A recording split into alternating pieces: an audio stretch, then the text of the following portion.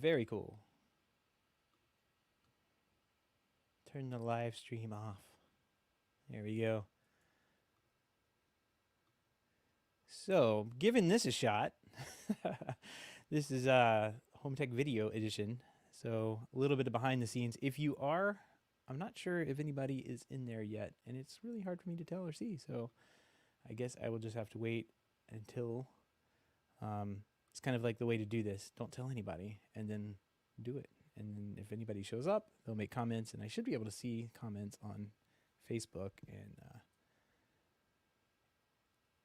and YouTube. And I did Periscope, but I have no idea what that is. I'll have to check it out after the show and see if it actually remains up. But I thought that was like a smaller, like no one used it anymore. I thought it was out of business, but evidently Twitter owns it. So there it is. So yeah, live video. I'm going to talk about that a little bit later and get into that as we move along. I'm going to close a bunch of tabs out. Jeez Louise, I had everything open today. All right. Let's see if I can go to YouTube and find HomeTech.fm. This is an experiment here. HomeTech.fm. I think I just linked to the channel on our page, so I'm not even sure how that works. Oh yeah, we're live. There you go, radar for Ring, done. All right, cool. So this works. This works well. So if you are, just head on over to our HomeTech.fm channel on YouTube, and you should be able to see the live stream. And hopefully people start using that, because it's hard to keep up with the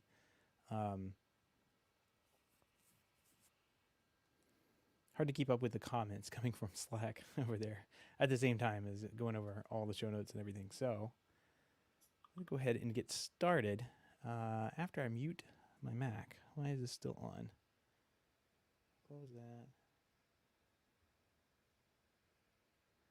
There we go. Hopefully I don't get any more notifications. And we can move on to this. Leave this up in eyesight where I can see it. That can go over there. This can go over here. And I'm ready. So I'm going to go ahead and get the show started.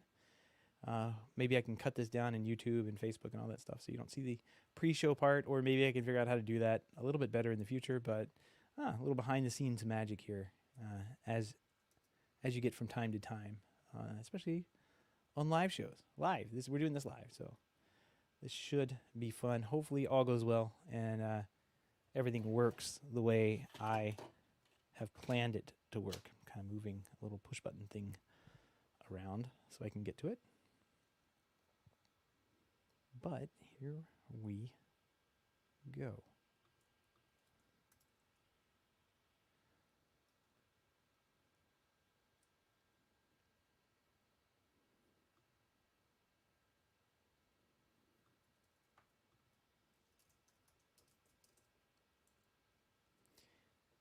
This is the Home Tech Podcast for Friday.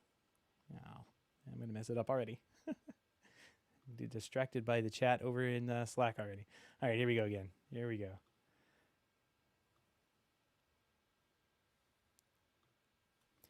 This is the Home Tech Podcast for Friday.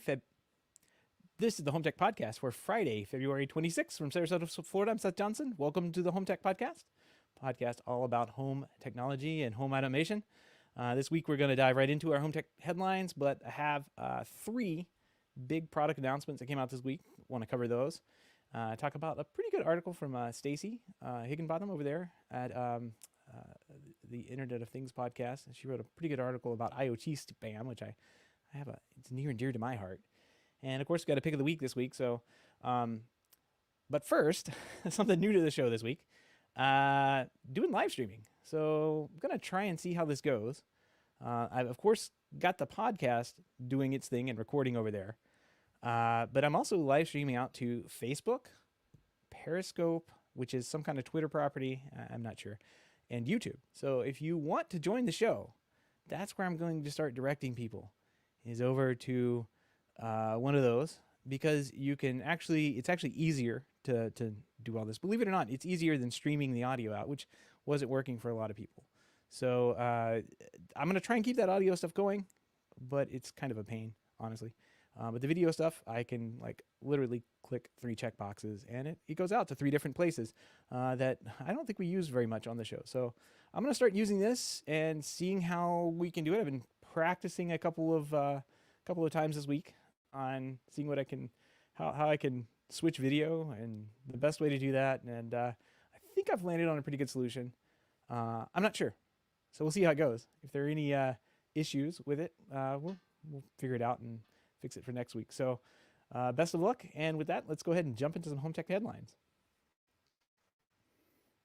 See, this is where I have a really cool banner too. It says home tech headlines. So there we go. All right. Looks like, oh, cool. I'm liking this already.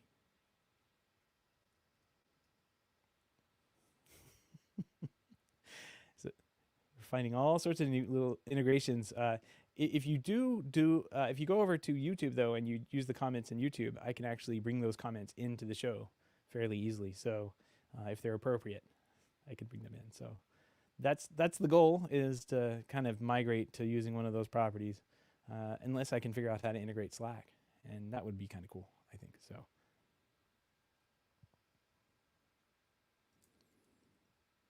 hey, look at that. Look at that. Boom. It's like a news show. All right. This week, we got a big sneak preview last week, courtesy of Dave Zatz, coming across a product page published a little too early on Best Buy's website. But now we got the full details behind the Ring Video Doorbell Pro. The Video Doorbell Pro replaced its immediate predecessor as the flagship of the range, offering new features dubbed 3D motion detection and bird's eye view. Both harness a new radar sensor with a range of up to 30 feet to better identify and track people approaching your home. The former is designed to make motion detection far more accurate, while the latter uses radar to track a person's movement across your front yard in real time. The Pro 2 also has a new 15 by 36p HD video camera with a fisheye lens, which is a little bit better. Right now, it's got a 90-degree lens on the Ring doorbells, and a lot of newer doorbells were coming out with like a fisheye lens, so they've added that to this. It gives you 150 degrees of a view in both directions, so you can actually see something like your packages sitting down below. So that's kind of nice. It's good to see that they've updated that. The Pro 2, of course, is priced at $250 and will ship on March 31st. So glad to see that. Looks pretty interesting to me. It doesn't look any different. I've got a picture of it right there. Doesn't look any different than the Pro 1, but except it has this radar feature, and I suspect we're going to see that. I suspect we're going to see that maybe come out a little bit. We're going to see that do a little bit more with more of their products in the future. Like typically with Ring, you see kind of the same features migrate out to other products that they have. So I could imagine that radar feature would be pretty interesting inside of something like maybe their floodlight cams, that kind of thing. Maybe not so much the inside cameras, but the floodlight cameras would be pretty cool to have radar in there. And then that way you could actually track somebody walking around your property. So I'm very curious to get my hands on one of these things and at least see how it works. If it improves the motion, I don't know. You tell me. I've had pretty good results with my motion detection. Like I've got it kind of squared off and it doesn't pay attention to the road very much. But I guess I can assume that most people don't have like the same setup that I do. So like they probably don't see the so I've seen some people set up where it's like, okay, you've got the house, you got a sidewalk, and you got your road, and of course you're going to get motion events on that all day long. So Robert here in our chat, he asks, is the radar real or marketing BS? That's TBD, right? I'm not too sure. So I'd like to find out. And I don't think my house in particular is a good use case for that, because I've already I don't have the ideal setup for what I think they're trying to go with this. Like if the radar is actually some kind of radar and not just analytics coming off of the camera like it was before, they might be able. they might be able to determine if somebody is like on the sidewalk or actually on your sidewalk coming up to your house, which I think would be a pretty nice for a lot of people who may face a busy sidewalk or a busy street and have notifications going off all day and night. I don't think those notifications are very useful for them. So I'm glad to see that they've come up with that. Moving on, POWIT, interesting new company that we're getting some details on. Former Package founders Victor Pack, along with partners Dustin Jankov and Steve Latham, I guess, created a highly successful networking company called Package, and they're back in the custom insulation market. This time, the trio has formed POWIT Industries Technology. Sorry, I'm messing this up all over. POWIT, WIT. Kind of a hard thing to say. I guess I'm supposed to say POWIT. I can't say it. It's a new self-funded venture looking to shape up the market with their cloud-based interior lighting, exterior security lighting, UP uninterruptible power supplies, and wall switches. So back in February 2016, I think we all remember Control 4 bought Package for $32.7 million. Since then, Victor Pack, Jankov, Lantham have been on the lookout for another opportunity, and they seem to run across it with POWIT. I cannot say this. POEWIT, which is a somewhat witty company name referring to its focus on creating power over Ethernet devices with intelligence, and that's the WIT part. So it makes sense. It's just impossible for someone who fights a Texas accent to say. POEWIT was born with a focus on commercial-grade equipment powered by PoE and connected by the cloud. The products were developed in the spring of 2020, but of course COVID-19 forced them to pause production due to supply chain concerns. I can totally understand that. I've had a product that's been sitting on the shelf. We're just waiting. We're waiting to release it. We ran into Chinese New Year, and of course that just shuts down the entire country, and I can't ship this thing until we can get orders in, so that's going to be fun. What I do think is cool from these guys is they've got a number of things that are inside their portfolio. They've got 3 UPS models, and of course it makes sense if they're going to be doing PoE lighting that they'd want to have some kind of battery backup. So that's good. So you can throw these battery backups on, of course, network switches. They've got PoE network switches. Looks like they've got a couple of different models, 24, 48 port gigabit switches with 4G and 10G uplinks. Outdoor lighting. They've got now these are all over their website, and they're like LED floodlights that are powered by PoE Plus, and they look good, but I don't know. Like it's not the product I would put up, I suppose, but it looks like it's just like outdoor lighting. Now their interior lighting looks like your standard can lights, and they've got 18 different models. PoE lights in various sizes, and they've got square and round bezels, all that good stuff. So that's pretty interesting. Motion sensors, of course, and wall switches. They've got some capacitive touch glass surface wall switches.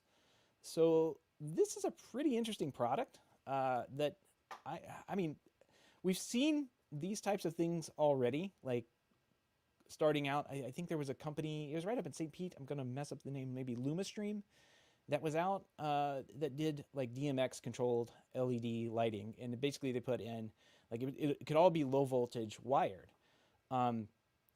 So I wonder like how this is. We're going to start butting heads with electricians fairly quickly from low voltage integrators, and that's not going to go well when we start taking jobs from electricians to put up lights. So I'm really curious to see how this plays out, especially since this type of product is pretty, I don't know, it's pretty compelling. It looks like you can control each light independently, you know, because they're all independently addressed. They're all up on the up on the network somehow, so you can control them all. Yep, EMS 99. Thanks. Yep, LumaStream. That's what it was. And let's see, there's another one. And Vietra and Black Nova have glass keypads. Yes, those are very expensive too, and they look very nice. They look very nice. But I don't know. I'm really curious if anyone is going to be putting these in. Integrators are going to be trying to put this in because, like I said, we're butting heads with electricians when we start taking over fixtures. Like we can specify and install these because they're low voltage devices, right? I'm not sure. I'd love to know what the electrical code says about this, right? There's no difference between us installing this type of device and a speaker, if you think about it, it's a hole in the ceiling, and if it's installed correctly and hooked up correctly, we're good to go. So I don't know. Oh, EMS 99 is Eddie. So hi Eddie. Thanks for popping in. Moving on here.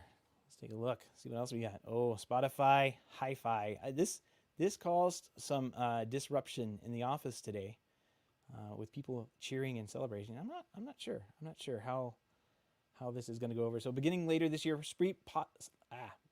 premium Spotify subscribers in select markets will be able to upgrade their sound quality to Spotify Hi-Fi and listen to their favorite songs in CD quality audio.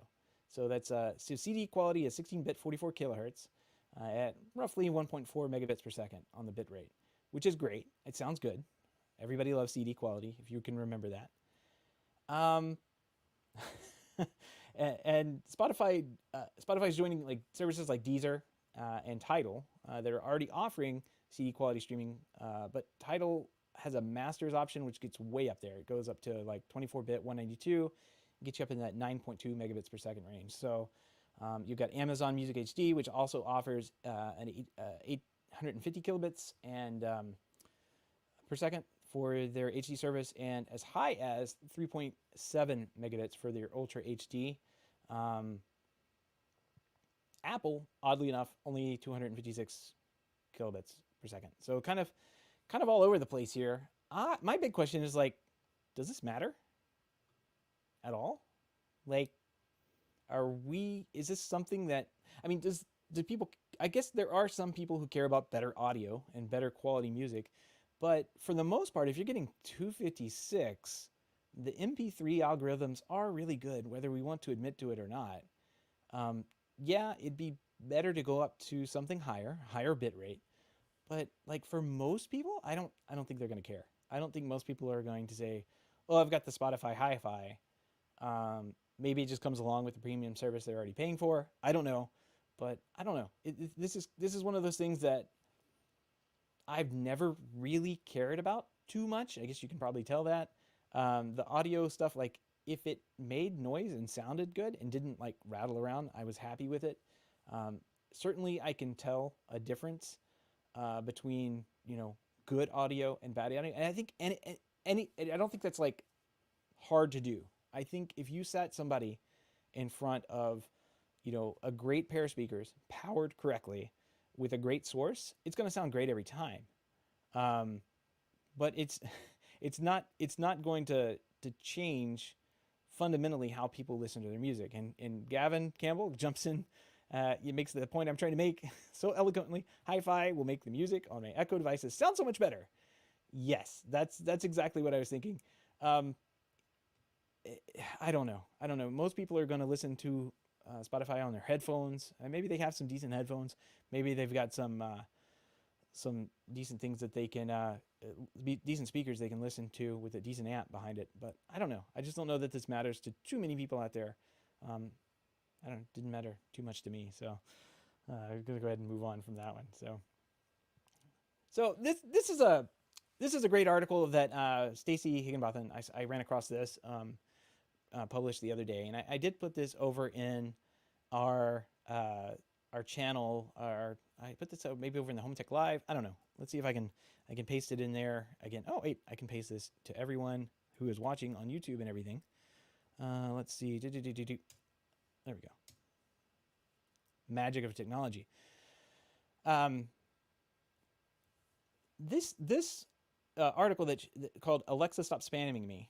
Hey Google, you too, is actually a really good article. I'm gonna put it up there on the show. There we go, so you can see it, I guess. That's pretty cool. This is something that I've started noticing my devices doing as well. They're getting a little too chatty. You ask them to do something and they say, "Oh yeah, by the way, I can do this too. Did you know? Let me explain to you. Let me read you the manual on how I can do this. Oh, also, did you know that I have this service?" And Apple's getting kind of bad with it too, because they've moved on from being a product company and they're now doing services. So you get all sorts of little pop-ups that there's a new Apple TV show out, or hey, do you want to subscribe to Apple Fitness? And you can't get rid of those ads. But I don't know. This is something that's starting to annoy me, and you can kind of see in the show art that it's a cover of Sonos. The Sonos device has has been frustrating my family for a number. The Sonos app, the S2 app, has been frustrating my family since it came out, and it is just not very good. And I think what we've seen over time is that the ad experience has gotten great. Like you can see it's gotten a little pop up with an ad, but the device experience, the experience that I have with actually going in, selecting some music to play and hitting play on it, like that experience has actually gone down. So I don't know. I'm not a fan of this new practice. I can understand why companies are trying to add in information about other products and everything that they're offering. But man, I really wish they'd stop it because it's really annoying. And one thing I did learn is that you can actually, and I'll put a link to this in show notes, you can turn them off on Sonos. So I'm sending this link to my wife tonight to let her know that we can do this. Chris Gamble. Sonos is an easy target. Yes, sir. It is an easy target because I use it every day. And when it, something that you use every day, you go in, you hit play on. I mean, it's a great product for that. So I don't know. I just wish that the app experience was getting better. And then maybe you can put your ads in. But if the S2 app just really hasn't held up, unfortunately, and performance-wise, it drops devices all the time. Oh, it always goes sideways. So I can see there's a lot of comments in here about by the way, there's Ron saying, oh, by the way, drives me nuts. There's Gavin in there. Never asked me what the answer was wrong. Yeah, exactly. So the assistants, and I think actually Stacy had a great line here. The very last line of this, I'm just going to read it here. These are tools. They're not our actual assistants. Alexa may have a voice, but she isn't supposed to converse. How Amazon and Google overcome this will be worth watching. And I agree with that. These are tools. They're not people. And I think that it's going to take some time for these tech companies who just want to push these features and products in front of people who just want a device there on their kitchen counter to do timer work rather than, advertise intercoms and that kind of stuff to them. I think they're going to have to come to grips with that's what they're selling, and maybe figure out a better way to let people know about new opportunities and services that they may be offering. So move on out of that.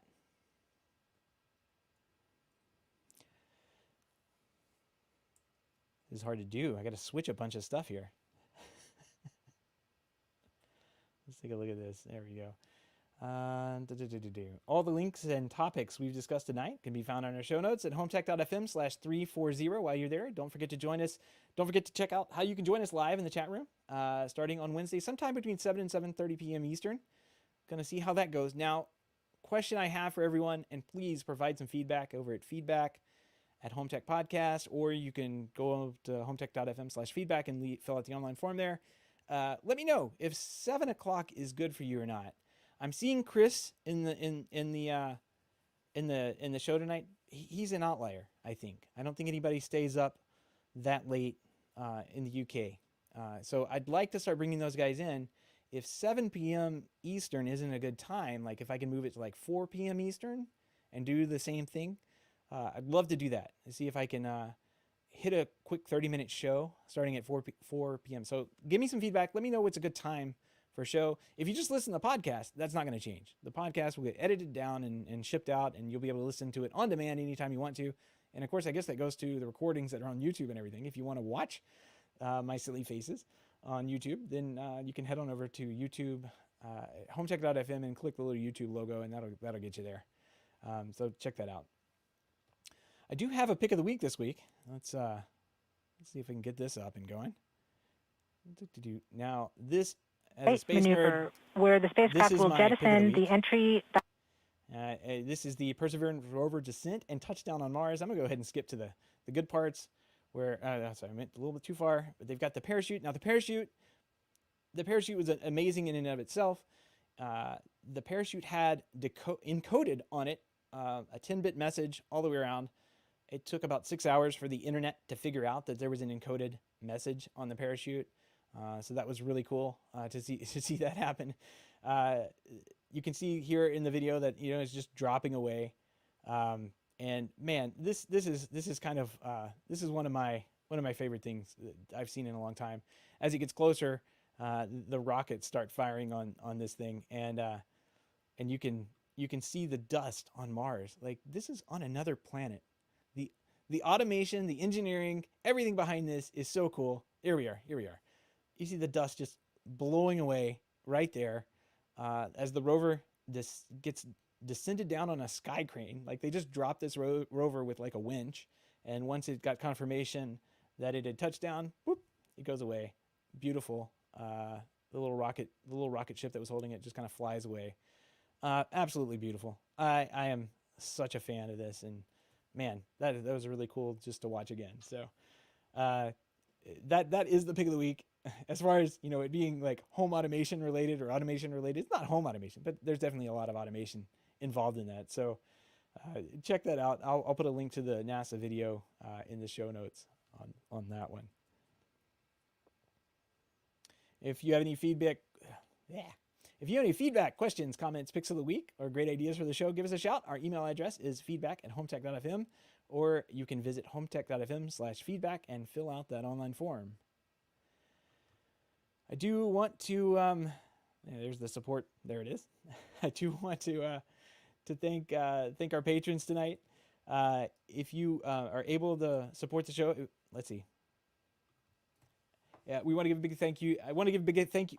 Here we go. I want to give a big thank you to everyone who supports the show, but especially those who are able to financially support their show through our Patreon page. If you don't know our Patreon page, head on over to HomeTech.fm/support to learn how you can support HomeTech for as little as $1 a month.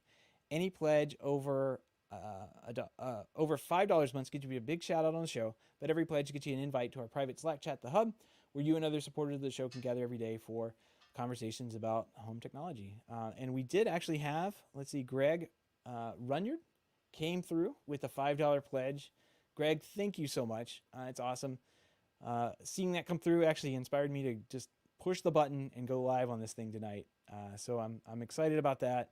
I'm excited about where this can take us. I can do all sorts of fun stuff with this little platform here. So can bring in guests, bring in other videos. Greg's saying, you need one of those Stream Deck things, Greg. I already got one of those Stream Deck things. I can push buttons on here on the Stream Deck.